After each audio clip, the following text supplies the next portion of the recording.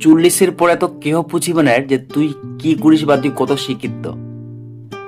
50-এর পরে তুই যতই সুন্দর হো, তোর চেহারা ডাউন হুপির, তোর চামড়া কুচকে গিয়ে, তোর মুখত কালো কালো দাগ পড়ে যায় গিয়ে, অনেক কিছুই।